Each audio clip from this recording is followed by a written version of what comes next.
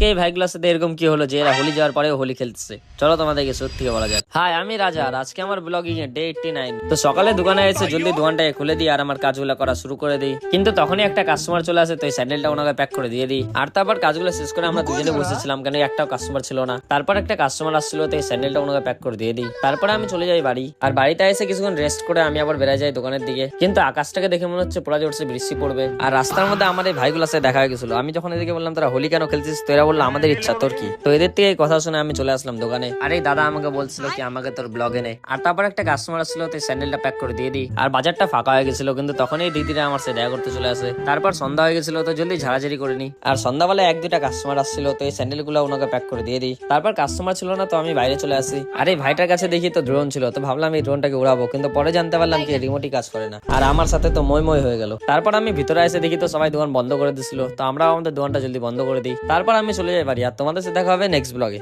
By.